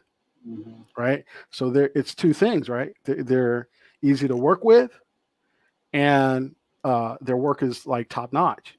I know those people, and then there's people who are brilliant and on time, but they're dicks. So, and I know, at least from my interactions, those people are few and far between, although I've heard stories about people who are awesome to me and maybe not great to others. Yeah. So But if you're all three, you're always going to work. If you're all three of those things, you're going to have to be beating them off with a stick, because they're going to work with you. You move product, right? Everything you touch, you're selling copies and all this kind of stuff. But sometimes you could be the guy who kind of like is in the middle, right? You're good enough and people like your work, so they're not grumbling when you have to do a fill-in or a run. Mm-hmm. And you're cool and you get hired. And sometimes that's the best place to be, because you can have a long career. That's like what we call like a mechanic or a sword. Yeah. You're a good sword. You're a good Yes. hand. Right. Exactly. And it's also very different. It's very different now too, because, for the first half of my career, there was no social media. There wasn't all these other things driving things. Now you see people shit talking each other on Twitter and getting, I saw somebody shit talking somebody else last week, another professional shit talking another professional's work, right? Yeah. Now, like, I see a lot of stuff I don't like every day, but I think the old school guys they may not have liked the other guy, or may like the, but they were from the generation that would not go and air their laundry, their beef, right? Their beef. Yeah. And there seems to be a lot of this sort of like beefing, and then like people get into camps and they want to make it like, ooh, did you hear what somebody said about? And I think you don't think when you're 20 that might mean anything. But when you're 30 and you've been that way for 10 years, you made a lot of enemies. Yeah. And those enemies go up and go sideways. All the people I started with in Warner Brothers in 1996, some of them are at DreamWorks, some of them are still at Warner Brothers, some of them are at Disney, some are wherever. They're all over. Yeah. So you always want those people to think kindly. Yeah, he was a good guy. He was easy to work with. He did good work. You don't want to say like, he was a really good guy. No, not so good on the deadlines. Or his work is good, but that dude is a fucking dick. Yeah. Right? Yeah. That will kill you long term. I know a lot of younger people don't believe that, and they put all this stuff in their feeds and they grouse and stuff, but you don't really want to be one of those people, I think, in the long term. You can grouse to your friends. Yeah. Right? But you don't air your dirty laundry in public like that, because you never know, that person you insult, that gal you insult, that guy you insult, in 5 years might be running AT&T, right? And whenever they hear your name, they may be the last person that has to say yes. Oh yeah. Right? Mm-hmm. And I know people, I have friends that's happened to. They get up to that person that they disagreed with 10 years ago, 15 years ago, and now they're, think people move. And the way the world is now, everybody's going back and forth between these. Everybody jumping on Netflix. Mm-hmm. Then everybody jump over to Disney. Then everybody, because people used to do that in comics. They would jump from Marvel. Mm-hmm. Marvel's a bunch of pricks. They jump over to DC. Oh, they're a bunch of pricks. They jump back, right? Yep. After a while, you start figuring out if neither one of these crew like you, it's you. It's probably you. But I can't stand that either, Mike. Like, I see, and I stay, quiet about it. I don't, I think it's the most unprofessional thing. I know you have a voice. You don't always have to use it. You have feelings. Mm-hmm. They don't always work for you.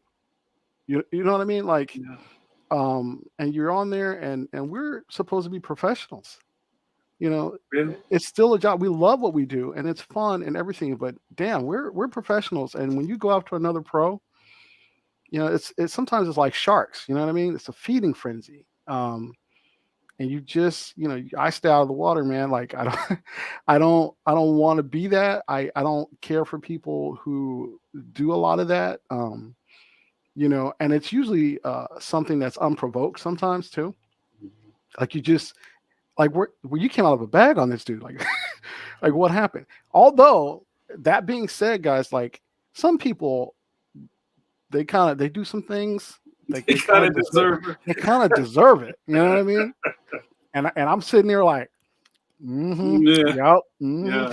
So, so when I see that happen, the folks who truly deserve it, like, I'm like, okay, because what you said about, or the thing you did to this person or whatever was terrible, and now your stuff's coming out. Let me tell you something.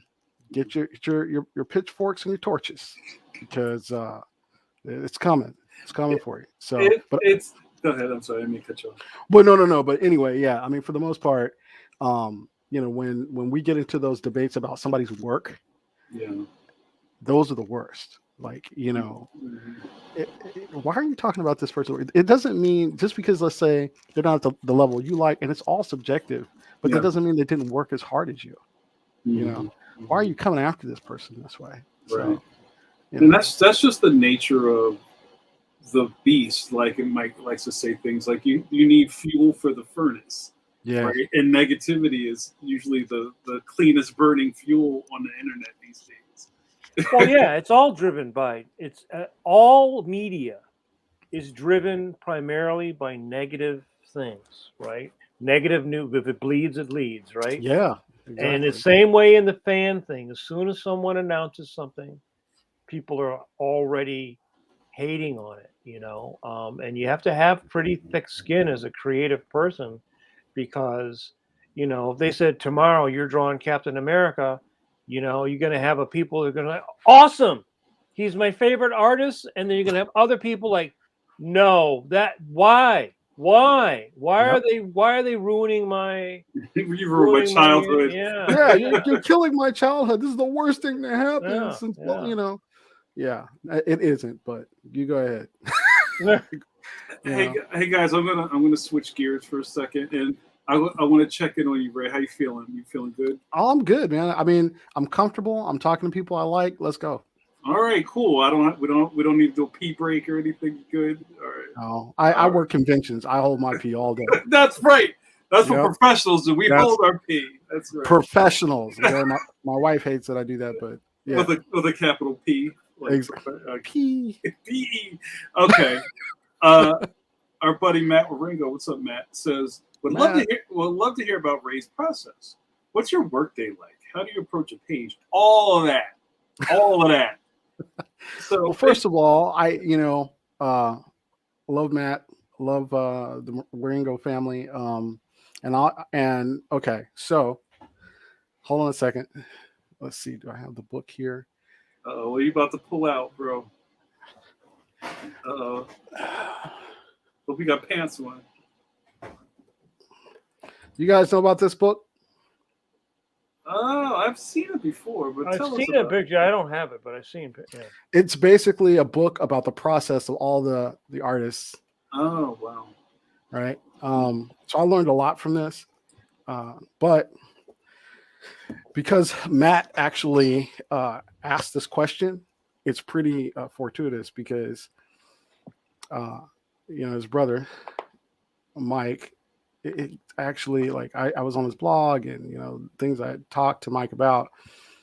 Mike said something that resonated with me pretty early. Like, he was a 6-week guy. Like, he could do a comic in 6 weeks because the monthly grind was, crazy. Mm-hmm. And so for me now, I like to feel like I'm a 6-week guy. I could do a good comic. That's how I tell it. I could do a really good comic in 6 weeks, a good 22-page comic in 6 weeks. Tight pencils, stuff like that. I did.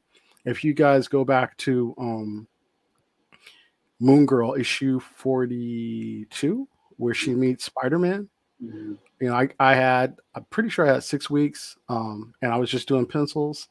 That, I would say, for that year was some of my best work. So, I love to do layouts. Layouts is actually my favorite part of the process, especially after coming back with the storyboards. And I usually do pretty tight ones, unless I'm behind, and then I go loose. But that's usually a process that takes anywhere between a week and a half, 2 weeks, depending how complicated things were. Like when I was on Dr. Aphra, and I wasn't as familiar with the Star Wars universe, that took a little longer, But once I got the hang of it, it was cool. Like I could really get in there, but it's like a lot of designing stuff. And that's the thing, both of you guys, I know this, like when you get into it and you're doing layouts and you haven't done the prep work called designs that this is new to this issue or whatever, and you're trying to do it in the layouts, it slows you down. It just, because you're trying to think it through. That's why you have to get all that prep work done. If I don't get my prep work done, trying to do it like go straight to the page, I'm not one of those guys. I just don't have that talent. I need to know exactly what the hell I'm doing. And then I just go from there. And I can embellish once I do know, once things are down, once the staging and all that, and the general like visual beats of the story are down, I can go to town. But that process, I need it. And it takes anywhere from a week to 2 weeks. And then if it's 22 pages, I usually can pencil, on a good week, a solid good week, and really do some cool rendering, 4 to 5 pages a week. So, that's where I ended up landing at 6 weeks. Add in inking, then that's easily a day and a half to 2 days per page. It's a whole other process. And again, I repeat, I found out very quickly that I cannot produce the inking, the quality of inks that I want. If I go in there and try to like draw ink, I can never do that either. I need to have some good solid pencils down. I can embellish the shit out of it, but after I get it down, but it's got to be tight enough and good enough, and the structure's got to be solid enough that I know what I'm going to do and how to render that in inks. My morning, so lately my morning starts with waking up at 5:45 ish. My wife and I go walk at the beach, come back, shower. I'm usually at my desk by 9 a.m. I try not to get on the internet before then. I try not to. Yeah. But the internet is designed to suck all of our attention, and not just social media, the internet itself. Yeah. Right. Yeah. So it's tough. So I try to gather my references before I start. Usually, maybe something comes up where I need to, but and the constant like urge to answer emails as you get them. I have that. I don't know if you guys have that, where you get an email and you feel like that I got to answer right now. You actually don't have to answer right now. Like, usually, because haven't you guys sent an email where you don't get the answer till the next day or two? Right. So, always, right? Yeah. So why do you feel obligated to reply immediately? I'm learning that right now. My dog's trying to get in. I don't know if you guys can hear that. He's seriously trying to get in. Yeah, a little bit, bro. Yeah, I don't know. He could be annoying. He likes all the doors open. I have 2, so. But anyway, one's real cool. He's cool. I have to check to see if he's still alive. He's that cool. And then the other one. See, my cat's the same way. They don't They don't like any door. If you go close the door, they're like. They as soon as they do, they go right over to the door and like, why is this door closed? Why is this closed? You don't want me to know what you're doing in here? So what are you doing in here? What are you doing in here? And why am I not a part of it? Right. Why can't I watch you poop? I mean, come on. Yeah, you watch me poop. Turn about a fair play. Yeah. It's not like I can't smell it through the door. That's right. Yeah. But let's see. So usually, with ink. So, I usually can ink 22 pages in 8 weeks, right? So, and that's comfortable. That's digital or traditional? That's digital. But I do all of my layouts actually traditional.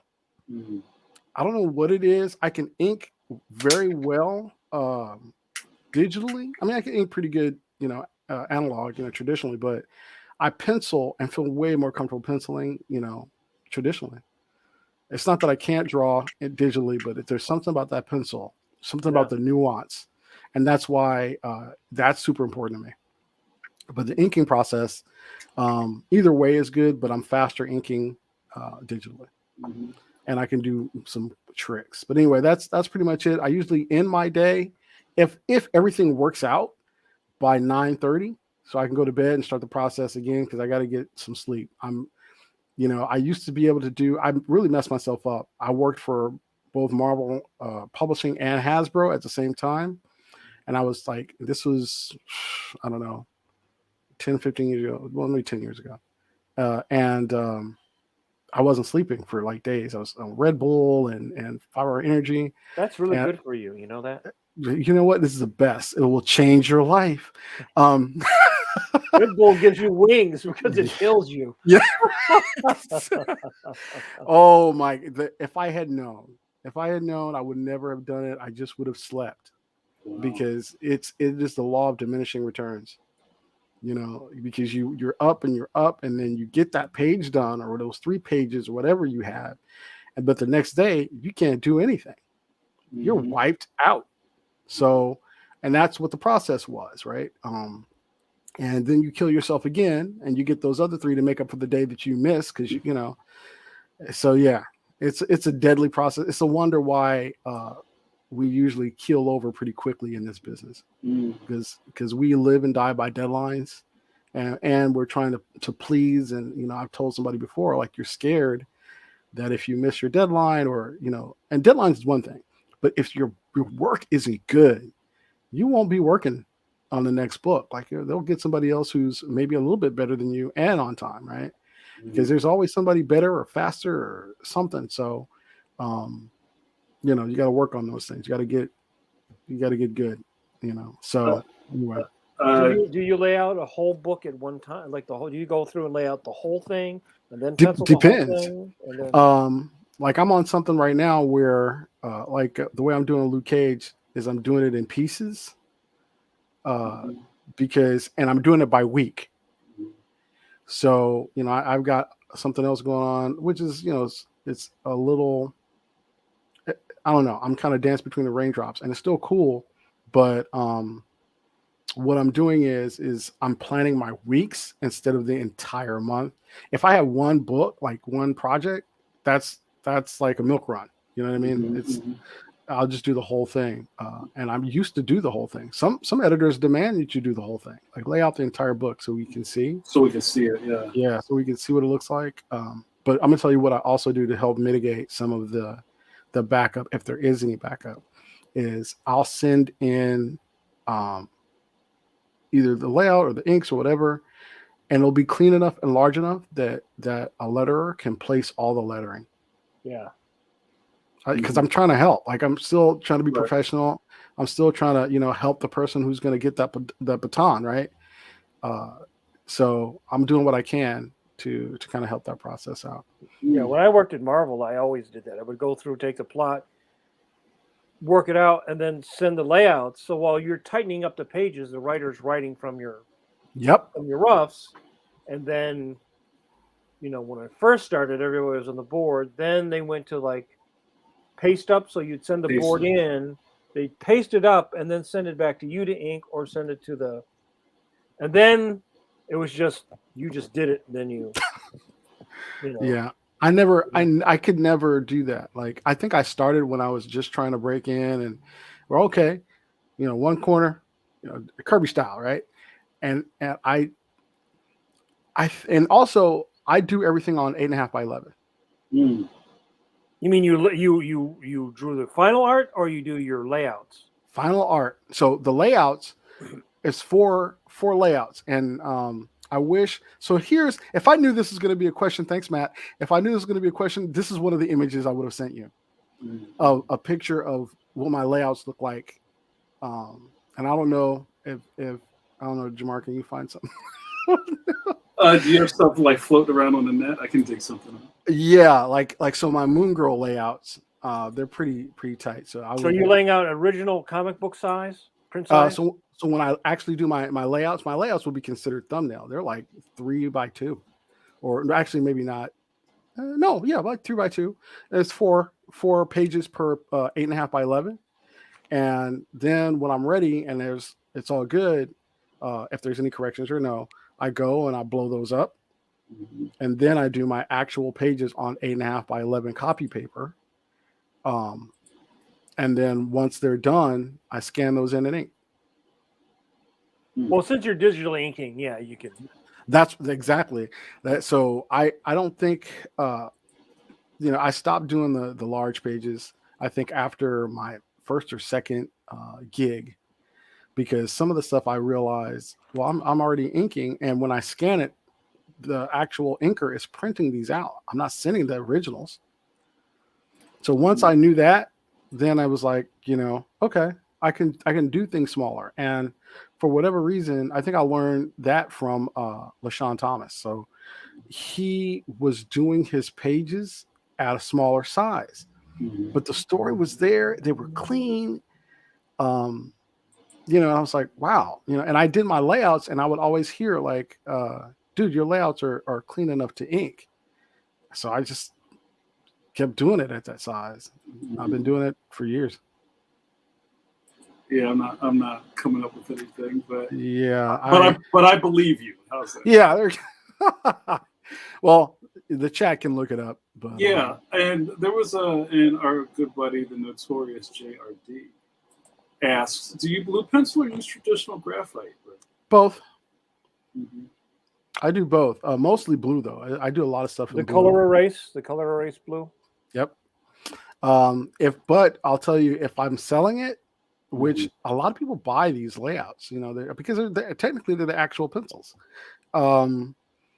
What I'll sell them, and it'll be really tight, but it'll be the not 2 millimeter, the little 0.5. So it'll be those, and that's better if I know I'm going to sell them. The mechanical pencil. Yeah, the mechanical pencil ones. The blue color erase. I love those so much because they erase easily. Yeah, and I can just go over and do whatever. So those are great. Do you have a light hand or you have a heavy hand? Because some people have a heavier hand. Like you notice with students, some people it's like you got to learn to draw at a certain finesse if you're having somebody else ink it. Because if you're like, you're drawing, yeah, then you can't erase it after you ink it. You can't, like some people, you would have to take a kneaded eraser and kind of roll it over the paper a little bit if they pencil too heavily and kind of like lighten it up a little bit. But since you're doing digital, you just described what an inker friend of mine. He has this funny way that he describes the way Al Milgram inks. He goes, "Oh, Al Milgram." Oh. So I was like, well, yeah. Well, Al had a heavier, brushier sort of like Senate style. That was something we were talking about too. It's like I like the style, the certain styles of the generation that came before me, which I'm influenced by, were more brush artists. Yeah. And then that seemed to go away, and then everyone was sort of like following the Terry Austin, out of which comes Scott Williams, and everybody's doing the pen thing. And now we have the digital thing, which is either trying to imitate either a pen style or a brush style. So would you say you're a pen style or a brush style? Okay, so this is an excellent question. And I'll tell you by my influences. I like Tim Townsend inks. I like Sinat, of course, a huge favorite. And I would say I liked when John Buscema inked himself. Right, there's something to that, but when it comes to finesse, a certain style, that kind of like thin, scratchy quill, I like that too. Scott Williams, though, he was like doing stuff that sometimes that quill looked like a brush. But that's just expertise, right? That's just, and you just didn't know. So, but yeah, when I'm inking, I'm thinking about that. But I also like, a manga style too, with the gray tones and some of the stuff that looks a little bit scratchy on the edges. But yeah, so I'm trying to mix all of these different things. But so you want to have a little bit of tooth, a little bit, just a little bit, and depending on what it is, like some stuff is smooth, which it looks better. but I like just a little bit. It looks more organic, especially when you're doing it digitally. So, yeah. Ray, can you talk a little bit about your setup? Are you kind of like a Cintiq person, or are you XPIT, Huion guy? Or I just got a Cintiq. Okay. Yeah, just because I had a 13 HD for about 6 years. Yeah. But I upgraded to 22. Mm-hmm. To 22. Don't they make like a 30 now or something? Some giant thing. It's like the size of your drawing table. Yeah, I mean, Alan Milgram.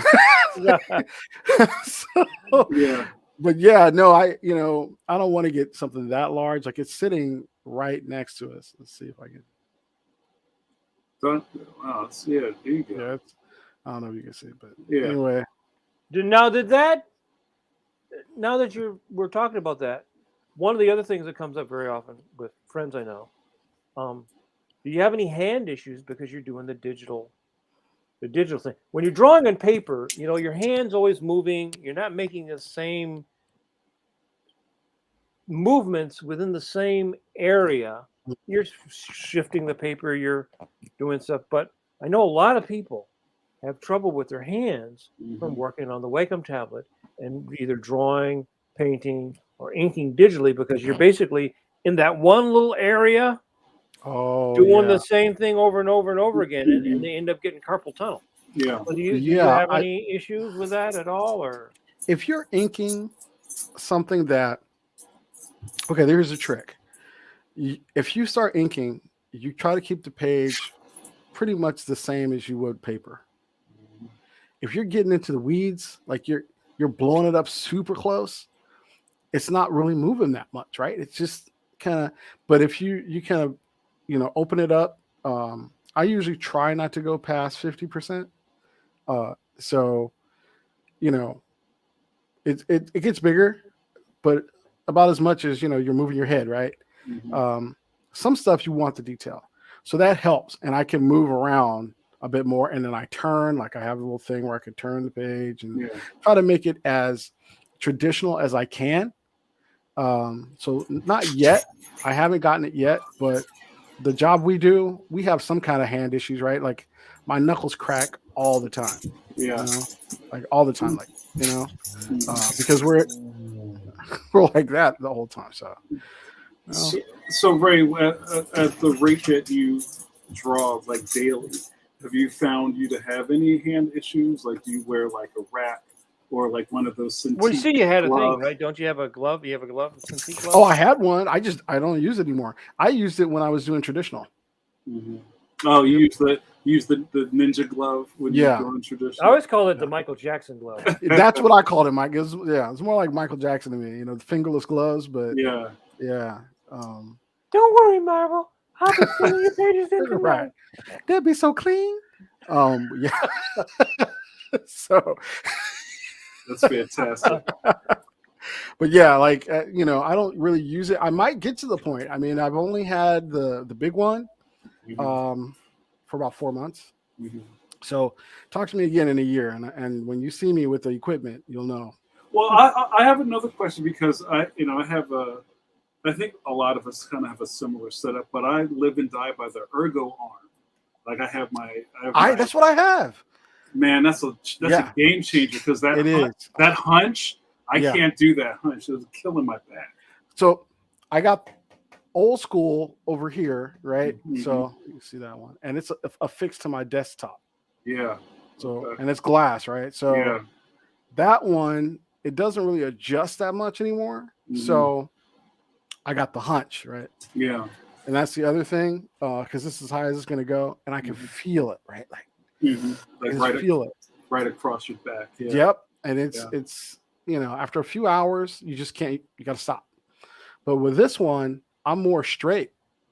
With the ergo arm, like I'm definitely more straight, and I can move it if I need to, move it up, down. Yeah, exactly. Yeah. Who knew? And I've said this in one of our other interviews. Besides all this tech we all seem to have, because remember, Mike, we talked about how the hot item back in the day was having a facsimile machine Oh yes. I remember having my first fax, you know, and you'd be buying that paper and they'd be faxing you the script. You know, Yeah.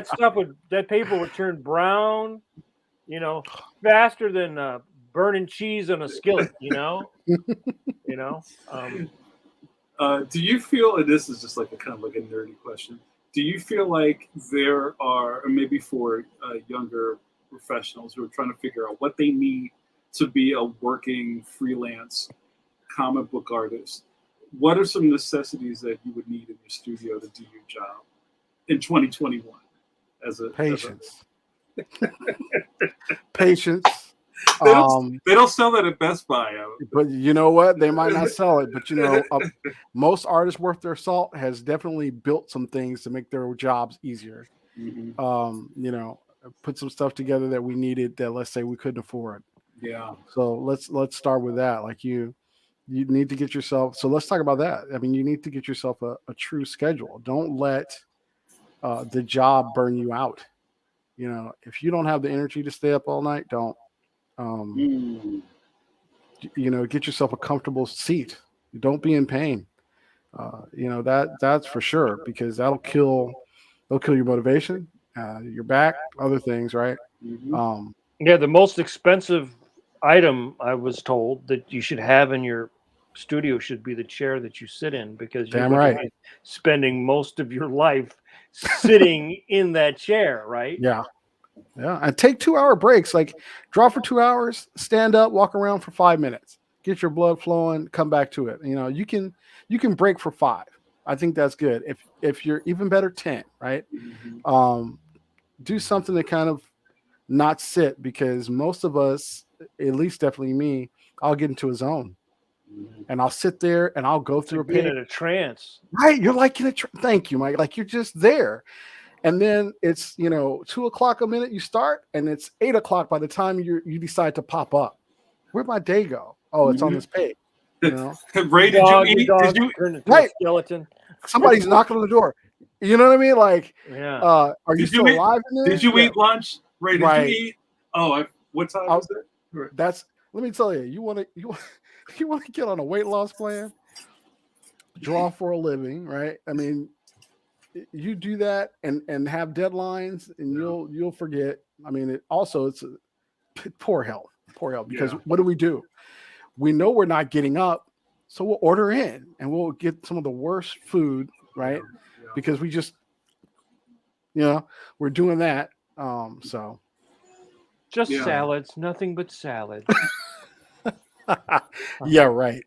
I'm calling the Salad Hub. I'm getting another salad. Salad Hub. Right. Yeah. You know, it's a meat salad.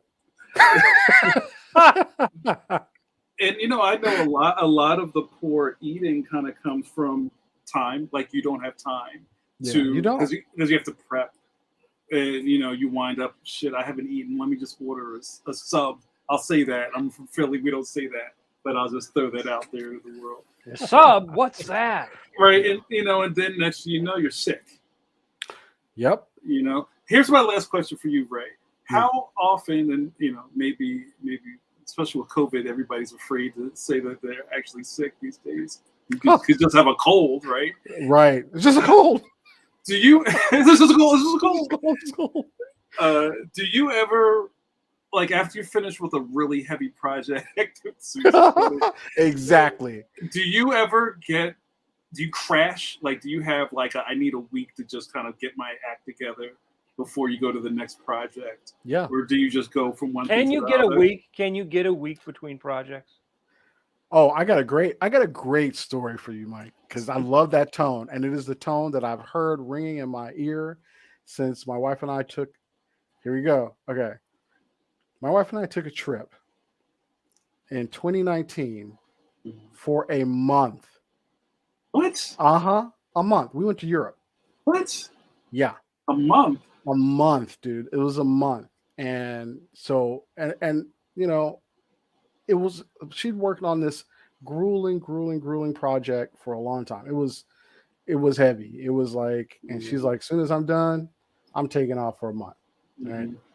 And I'm thinking, this is me working in comics all these years. Like, I'm scared at the notion of taking a week. Right. You know what I mean? Right.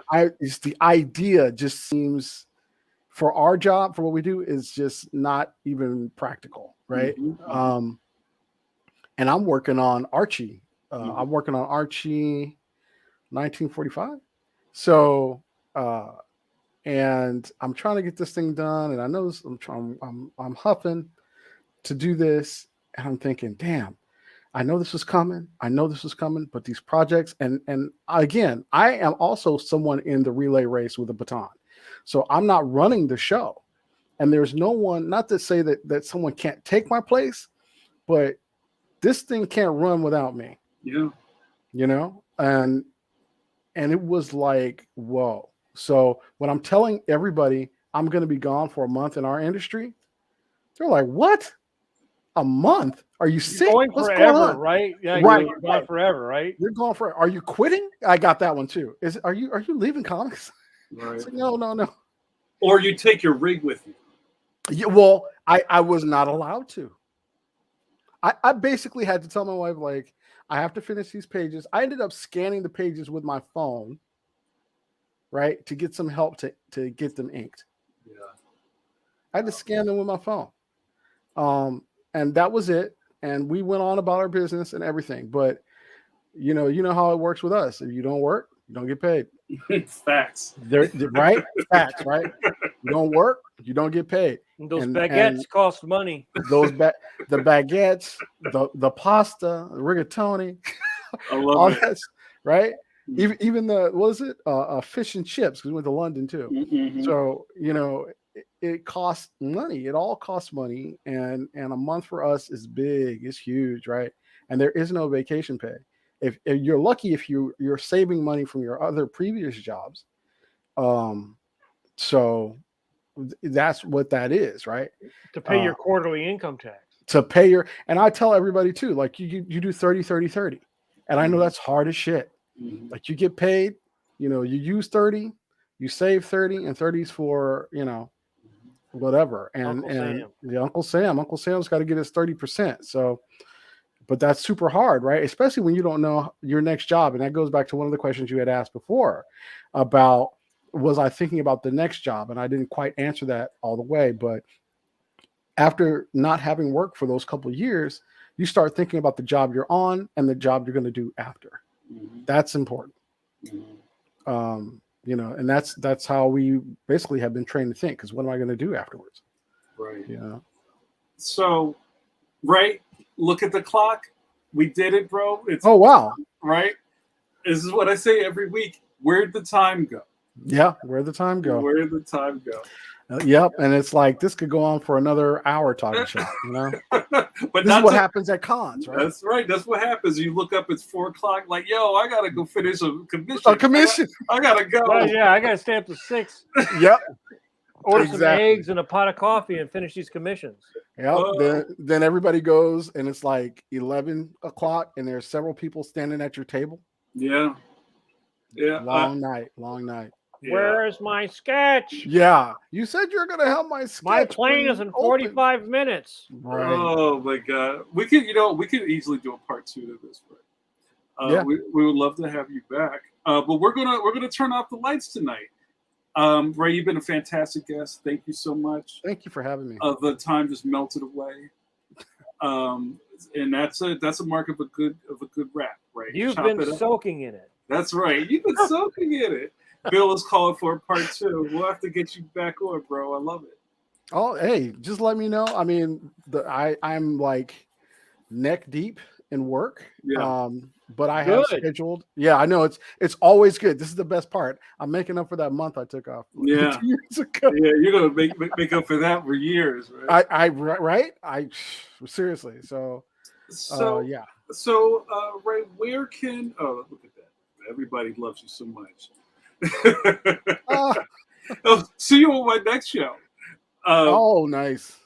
Ray, where can people follow you on the socials and the internets? Where are the best places for people to follow R.A. Height. It's my initials and my last name. Mm-hmm. You type that in, I'm pretty much everywhere. I think I just found out that, and I have to look it up. I'll probably post it if I find it, that I did a variant cover for Strange Academy, You know, I had to rush that out. So look for that on Twitter, RA Height, everywhere, you know, pretty much. Yeah, that's it. I'm easy to find. Yeah, as you should be. That's how you get work. Yeah, exactly. But that's also how when the bill collectors come. Oh, that's right. That's a whole other conversation. Yeah, you know, we need to talk to you about your expired car warranty. Oh, you get that phone call, Mike? Yeah. Every day. Every time they call, you know what I hear? I heard your refrigerator's running. Oh. To me, that's the equivalent, right? Because it's a scam. Yeah. Yeah. That's fair. Oh, you know what, Jared? He just asked, and I think I know the answer. Are you going to Baltimore? You haven't been to that show yet. I've never been invited. Hopefully, maybe one day I will. But well, I think JRD is going to fix that for you. Oh, well, okay. I put JRD on notice. He's like, wait, what? Wow. All right. If I get invited, I would go. All right. Last thing we get out of here. Deep Red says, Ray, I love Dr. Afra. Oh, thank you. Thanks. It was one of the most fun projects I've done in a long time. I actually miss it. Oh, wow. All right, we're gonna have to do a part 2. We're gonna have to do a part 2, and I'll let you know my openings, like when I have time. Yeah. Okay. Yeah. Maybe we could do it next month. That would be fantastic. Oh, that'd be great. All right, you guys. This was a great conversation. If you kind of left or you came in earlier, had to go out, you know this is evergreen. You can always watch it later on Facebook or YouTube. And this show can't exist and survive if you don't share with your people. Don't keep Pencil to Pencil a secret.